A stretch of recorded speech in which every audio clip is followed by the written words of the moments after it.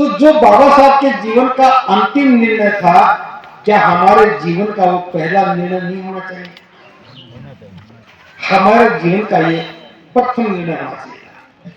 जो बाबा साहब ने जीवन के अंतिम दौर में दिया, वो हमारे लिए पहला निर्णय होना चाहिए था। इसका मतलब यह हो गया, हमें बुद्ध की शरण में जाना चाहिए। बुद्ध की शरण में जाने का मतलब क्या कि हमें बौद्ध बनना है।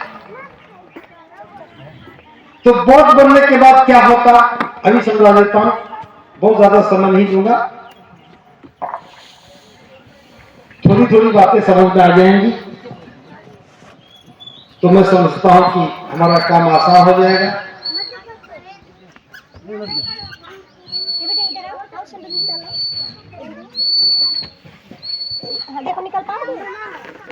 जब हम बौद्ध बन जाते ये वाला जो नीला वाला है, तो दो काम हमें करने थे बौद्ध बन करके। हाँ वैसे पकड़ लिया। अच्छा बौद्ध बनना, ये वाला ना, जो ये वाला है,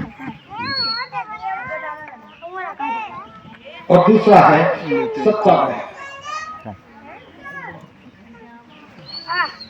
अच्छा और सच्चा बौद्ध। अच्छा बौद्ध कम करने के बाद हमें 5 सील ग्रहण करने थे। 5 सील, जैसे भी मैंने पाली भाषा में बोला था, मैं प्राणी हिंसा नहीं करूंगा,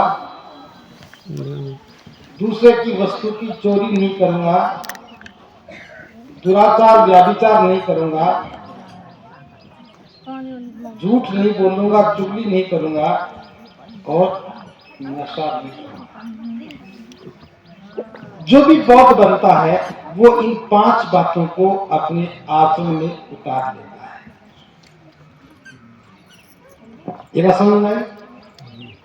जिस दिन हम बुद्ध की शरण में जाते, बौद्ध बनते, तो हम ये घोषणा करते, जो भी 5 चीज मैंने पाली भाषा बोले थे, कि मैं प्राणी हिंसा नहीं करूंगा, ऐसी शिक्षा ग्रहण करता हूं। मैं चोरी नहीं करूंगा, ऐसी शिक्षा ग्रहण करता हूं। मैं दुराचार व्याभिचार नहीं करूंगा, मैं झूठ नहीं बोलूंगा, चुगली नहीं करूंगा और मैं नशा नहीं करूंगा। जो भी बौद्ध बनता है वो इन 5 चीजों का पालन करता है। नशा समस्या बताई थी, वैसे तो ये 500 की समस्या थी, आपने नहीं बताई, वो हम बताते हैं। दुराचार की समस्या है, चरित्रहीनता समस्या है, हम आपस में लड़ते हैं, घर में लड़ते हैं, सास बहू लड़ती है, पति पत्नी लड़ते हैं, मार पिटाई करते हैं, पड़ोसी से लड़ते हैं, ये भी एक समस्या है। कुछ लोग चोरी करना सीख जाते हैं, ये भी एक समस्या है। झूठ भी बोलते हैं, ये भी एक समस्या है। यानी कि बौद्ध बनते ही हम इन 5 बातों का पालन करने लग जाते, तो ये जो व्यक्ति 5 बातों को आचरण में उतार लेता है, उसका जीवन सुंदर हो जाता है, अच्छा हो जाता है, होता है। तो ये हमारे जीवन मूल्य थे। आज घर घर में शराब पी रहे हैं तो रोकने टोकने वाला नहीं है, लेकिन जब हम बुद्ध की शरण में जाकर के नशा करते हैं, जो बोतल गिलास हाथ में आता तो मन में एक बात आती कि रोज तो बुद्ध के सामने बैठ के नमन करता हूं, वंदना करता हूं, शराब कैसे पी लूं। अड़ोसी पड़ोसी भी बौद्ध होते तो वो भी एक रोक टोक हो जाती है। समाज का यही काम है कि समाज के प्रभाव से, समाज के डर से लोग गलत काम नहीं करते ना। अगर समाज हमारा बौद्ध हो जाए तो क्या किसी के विवाह में, शादी में कोई शराब परोसेगा? नहीं परोसेगा। यानी कि हमारे व्यसन छूट जाते हैं। बौद्ध बनते ही हमारे व्यसन छूट जाते हैं, शराब घर में प्रवेश ही नहीं करती, हमारा मन गवाही नहीं देता कि मैं शराबी बनूं। अब जो भी बौद्ध बनता है वो 7 कुशल संकल्प भी लेता है। 7 संकल्प कौन से हैं? बुद्ध कहते हैं 7 कुशल संकल्पों का नाम ही सुख है। हर आदमी सुख चाहता है, चाहते हैं। हम भी दुखी हैं, गरीबी है तो दुखी है, कलह है तो दुखी है, कर्ज की जिंदगी है तो दुख है। दुख है ना, दुख एक प्रकार से नहीं है। बच्चे बिगड़ जाए तो दुख है, पति शराबी हो जाए तो दुख है, घर में कोई बीमार हो तो दुख है, किसी से कर्ज ले रखा है तो दुख है, कोई हमारे साथ भेदभाव करता है तो दुख है, छुआछूत करता है तो दुख है, कोई हमारा अपमान करता है तो दुख है। इतने सारे दुखों का समाधान क्या है? बुद्ध कहते हैं कि प्रत्येक व्यक्ति को इन 7 कुशल संकल्प को पालन करना चाहिए। इन 7 संकल्पों का नाम ही सुख है। वो 7 संकल्प क्या है? पहला, मैं जीवन पर्यंत माता पिता की सेवा करूं, ये मेरा संकल्प है। माता पिता की सेवा। अगर हम बौद्ध बन जाते हैं तो बौद्ध बनते ही हम ये संकल्प लेते हैं कि मैं जीवन पर्यंत माता पिता की सेवा करूं, ये मेरा संकल्प है। अब जिस घर में माता पिता की सेवा होगी उस घर में सुख रहेगा नहीं रहेगा, और जिस घर में माता पिता दुखी होंगे उसमें दुख रहेगा। जब बेटा मां की सेवा करता है तो क्या बहू लड़ाई कर सकती है? और बहू बेटा मां की सेवा करे, सास की सेवा करे, तो क्या घर में कलह हो सकता है? ये झगड़ा ही जब होता है जब हम सेवा नहीं करते। समझ में बात आई? हम अपने माता पिता की सेवा करेंगे तो हमारे बच्चे भी देखते वो भी हमारी करेंगे। अब घर में बेटा अपनी माँ की सेवा करता, पिता की सेवा करती, व्यवहार करती है, अच्छा करती, तो अपनी बहू के साथ अच्छा नहीं करेगी क्या? ये झगड़ा कोई एक तरफ से नहीं होता, दोनों तरफ से होता है। जब दोनों में कहीं भी खोट होता तो झगड़ा होता है। घर में माता पिता की सेवा करने का संकल्प। दूसरा, कुल के मुखिया का सम्मान। जो कुल का मुखिया उसका सम्मान करें। अपने से मोहल्ले में, बस्ती में जो सबसे बुजुर्ग है वो हमारे कुल का मुखिया है, हम उसका सम्मान करते हैं। वाणी विनम्र हो। वाणी जो हम बोलते हैं ये वाणी बहुत अच्छी हो, मधुर हो, सुंदर हो। मैं किसी को बुरा ना कहूं, हम किसी को भी बुरा ना कहें, ये चौथा संकल्प है। 5वां,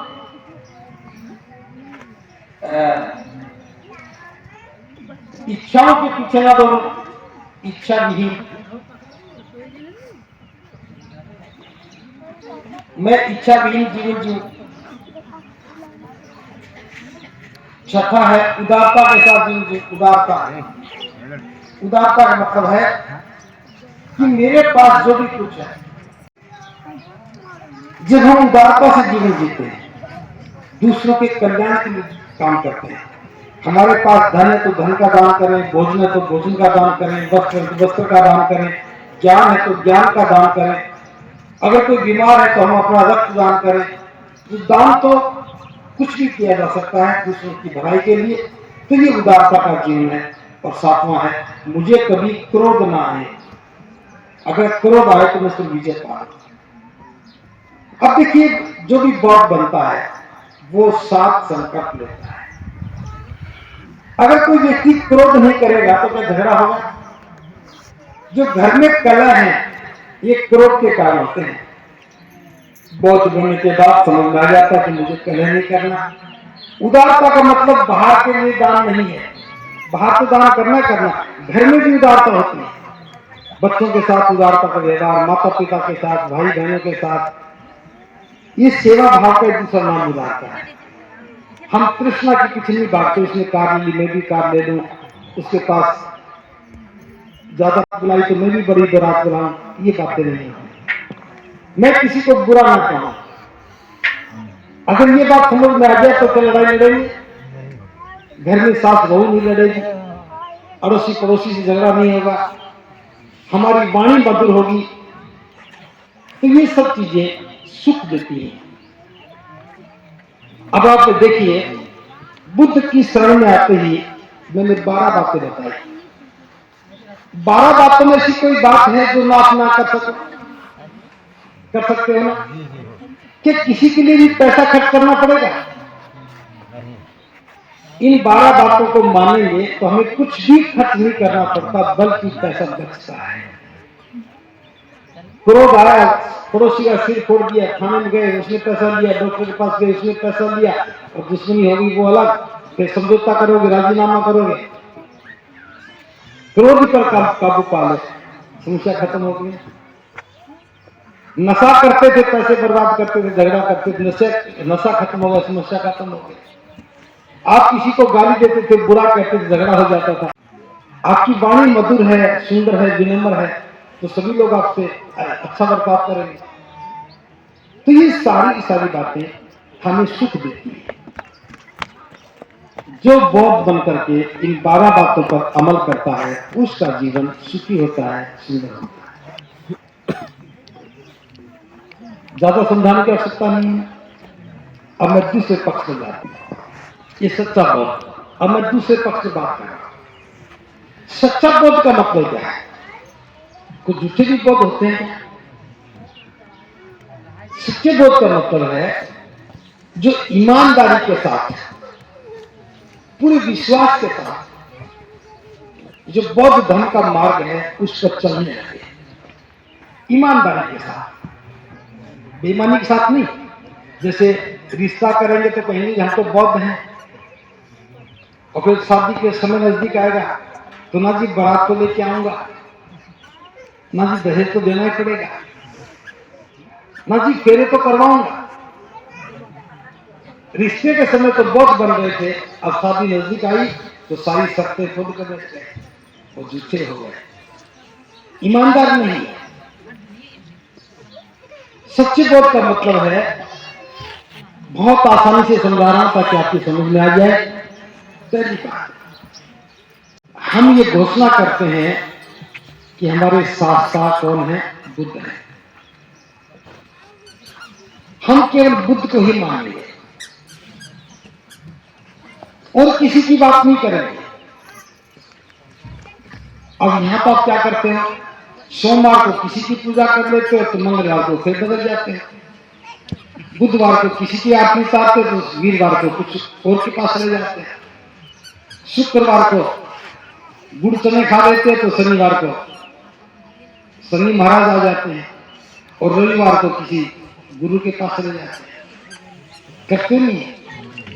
सातों के सातों दिन आपकी इष्ट बदल जाती है। लेकिन बुद्ध की शरण में जाने के बाद बुद्ध ही हमारे शास्त्र हैं। शास्त्र का मतलब आप गुरु समझ सकते हैं, ईश्वर भी समझ सकते हैं। शास्त्र का मतलब हो गया जिसने हमें मार्ग दिखाया, जिसने हमारा कल्याण किया, जिसने हमारे कल्याण के लिए हमें सही मार्ग दिया, वो हमारे शास्त्र कौन है? बुद्ध। अब हमें केवल बुद्ध को ही मानना है। आपने सुना होगा भिक्षु भी जाते हैं, बैठते हैं, बोलते हैं नत्थी में शरणं अय्यं बुद्धों में शरणं वरं। एक मेरी कोई और शरण नहीं है, केवल बुद्ध ही मेरी शरण है, और मेरे इसी विश्वास से मेरा कल्याण, यानी कि बुद्ध मेरी शरण है और कोई नहीं। उसी विश्वास से मेरा कल्याण हो। आगे हम बोलते हैं नत्थी में शरणं अय्यं धम्मो में शरणं वरं एतेन सच्चवज्जेन होतु मे जन्म। बुद्ध के बाद धम्म ही मेरी शरण है और कोई मेरी शरण नहीं है। मेरे इसी विश्वास के साथ मेरा कल्याण हो कि मैं बुद्ध के द्वारा दिए हुए धर्म पर चल रहा हूं, यही मेरी मंजिल है, यही मेरी शरण है, और मेरे इसी विश्वास के साथ मेरा कल्याण। फिर हम बोलते हैं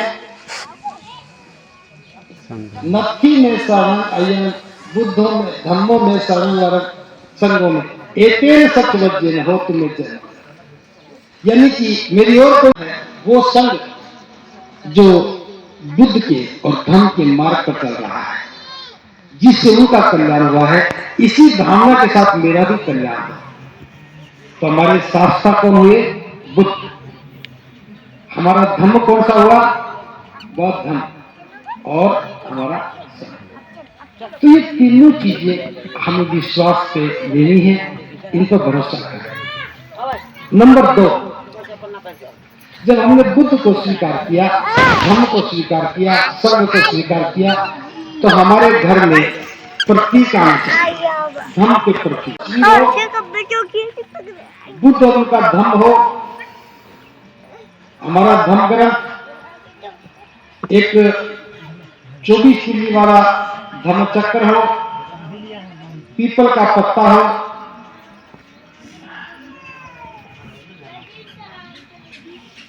ये पीपल का पत्ता हो गया। और 5वां है पंचशील का ध्वज।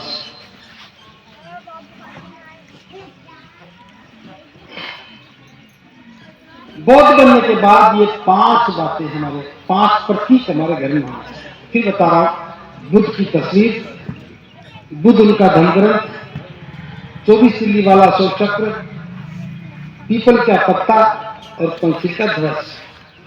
पत्ता चाहे कागज का बनाओ, चाहे कपड़े का बनाओ, चाहे दीवार पे बनाओ, चाहे असली वाला पत्ता रखो, घर में बोधि वृक्ष का पत्ता होना चाहिए। अब जिसके पास ये 5 चीजें हैं, जब हम उसके घर में जाएंगे तो तुरंत पता लगेगा कि ये बौद्ध धर्म का व्यक्ति एक बुद्ध को मानने वाला है। किस किस के घर में ये 500 चीजें हैं? ये 500 बातें की चीजें किस किस के घर में है? 500 में 1 घर, 2 घर, 3 घर, 4, 5, 6, 7, 8, 9, 10 घरों में है। और मेरे सामने बैठे ये लोग 150 हैं। इसका मतलब हमारा विचार 8% लोगों में है क्या? हाँ, 5% लोगों में हमारा विचार।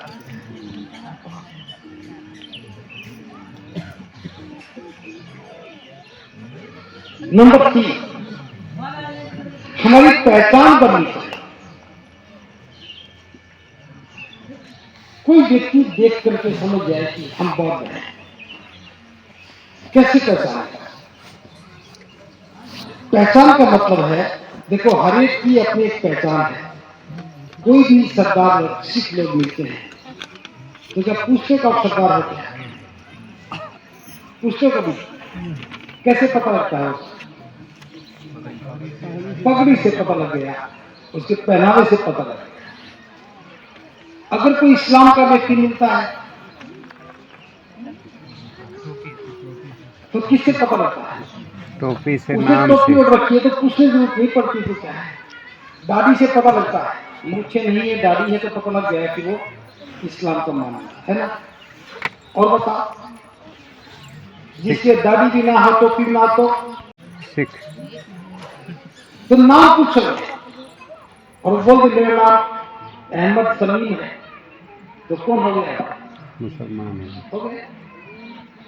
और वो कहते मेरा नाम हरिराम है, तो पता लग गया। क्यों? और वो कहते मेरा नाम विलियम जॉन है, तो क्या समझोगे? ईसाई। तो पहचान कपड़ों से है, पहचान नाम से है ना? पहचान प्रतीकों से भी है। अब जिस महिला ने मांग में सिंदूर भर रखा हो, कौन होगी वो? कौन होगी? बौद्ध तो नहीं होगी। और बौद्ध भी और सिंदूर भर रखा तो क्या? बौद्ध भी है, सिंदूर भी लगाती है, तो फिर बौद्ध नहीं, फिर वो सच्चे बौद्ध नहीं। मैं यहां कुछ और लिख सकते हो, मैंने लिखा, मैंने सच्चे बौद्ध की पहचान बताई है, फिर वो बौद्ध झूठे होंगे। महिलाओं को भी बौद्ध बनने के बाद अपने विचार, पहनावा बदलना चाहिए। अगर बौद्ध बनने के बाद भी मांग में सिंदूर भरेंगे, पैर में दीक्षा भी रखेंगे, तो क्या बौद्ध हो जाएंगे? एक छोटा सा सवाल पूछ रहा हूं, किसकी निशानी है? महिलाएं बताएं। स्वाद की?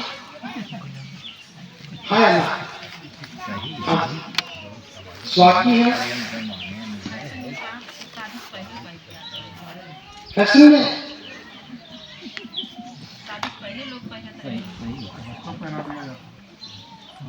बच्चों को कुछ भी पहना दो, बच्चे को मना करते हैं। अरे छोटा बच्चा से कुछ भी पहना दो, इसकी मम्मी ने पहन रखी थी, इसको पहना दी। बचपन में तो लड़कों को पहना देते हैं, नहीं पहनाते, चांदी की पहना देते हैं। एक बड़ा होने बाद पहनता है क्या? एक भी पुरुष के नाक में न दिखा दो बिल्ली, इस शादी की पहचान नहीं है। महिलाओं को पता नहीं क्यों पहनती है, बुद्ध से छुटकारा मिल जाता है।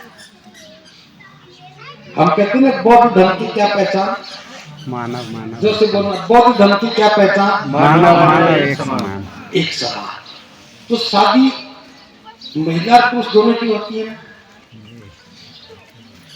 तो चूड़ियां दोनों पहन ले।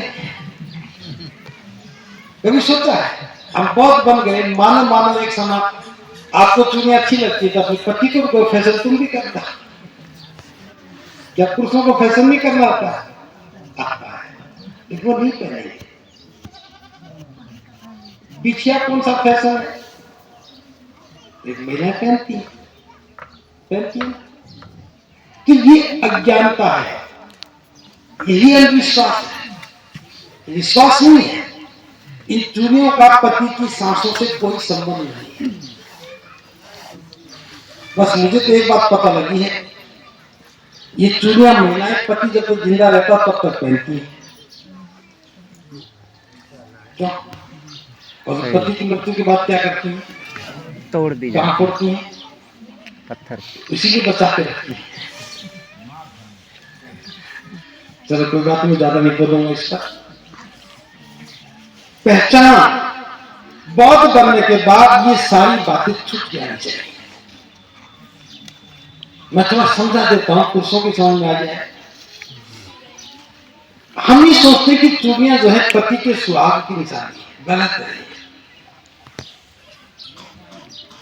आपने जो पहनाई, आप पति ने जो पहनाई, पति की मृत्यु के बाद जो चूड़ियां उसके साथ चली जाती है, उसकी छाती पे टूटती है ना। 12 दिन तक महिला बिना चूड़ियों के, 13वें दिन चूड़ियां कौन लेके आता है, मायके मायके में कौन है, भाई भाई रहता, पिता को जब तक चला गया। अगर किसी का पति 50 साल की उम्र में मरा तो पिता तो 75 का 80 का हो जाता है, फिर भी भाई लेके आता है। अब बिछिया और चूड़ियां किसकी पहनी महिला ने, भाई की। तो भाई की पहनी तो सुहाग कैसे हो गई। तो चूड़ियों का सुहाग से कोई संबंध नहीं है। चूड़ी ना तो पति की है ना निशानी है, चूड़ी कुछ और है, इसका कभी फिर चर्चा करूंगा। अगर चूड़ियां सुहाग की निशानी होती तो पति के साथ खत्म हो जाती, लेकिन पति के बाद 12 दिन तक महिला बिना निशानी रहती है, और 12 दिन के बाद फिर भाई लेके आता है, उसकी पहन लेती है। तो भाई तो किसी का पति नहीं हो सकता। तो महिलाओं को सोचना पड़ेगा कि तुम चूड़ी किसकी पहनती है, पर क्यों पहनती है। श्वेत वस्त्र हमारी पहचान है। अब सफेद कपड़े पहनने चाहिए, हर रोज ना पहनो, आप जैसे मर्जी कपड़े पहनो, हर रोज कैसे भी पहनो, लेकिन जब धार्मिक कार्यक्रमों में आते हैं तब हमें विशेष रूप से सफेद कपड़े पहनने चाहिए। आप ऑफिस में जाते हो, बाजार में जाते हो, कुछ भी पहन लो, कोई दिक्कत नहीं जो आप पहनते हो, लेकिन विशेष कार्यक्रमों में, और वो भी धर्म के कार्यक्रम में, हमें सफेद कपड़े पहनने चाहिए। अगर बौद्ध बने हैं तो कोई भी घूंघट नहीं करेगा, कोई भी महिला घूंघट नहीं करेगी, पर्दा नहीं होना चाहिए। पर्दा किया तो इसका मतलब हमने अपनी पहचान नहीं बना पाए, भटक गए। अब मैं अगली बात करता हूं, परंपरा। किस समय में जाते हैं तो हमारी परंपराएं बदल जाती हैं। परंपराओं में मैं जन्म की बात करूं तो किसी बच्चे का जन्म होता है तो बच्चे के पैदा होने के बाद उसके ननिहाल के लोग क्या लेके आते हैं, बधावा लेके आते हैं, हमारे शिक्षक बोलते हैं। अब वो सामान लेके आएंगे, कपड़े लेके आएंगे, कपड़ों की लिस्ट जाती है, 4 देवरानी है, 3 जिठानी है, 4 सास की, 2 मरनी, 2 जिंदा है। जो मर गई उनकी भी साड़ियां आएंगी, अपनी उनको कौन पहनता है? शमशान घाट में रखते हैं, कौन पहनता है? जब सास है ही नहीं तो कपड़े किसके मांगता है? अब जो लेन देन है ये क्यों गलत है? अब लड़का तो किसी और के घर में हुआ, कर्जदार उसके मामा नाना हो रहे हैं, 10-20 हजार रुपये उन्हें खर्च करना है। जब वो कपड़े लेके आएंगे तो आप चुपचाप तो लेकर रख लीजिए।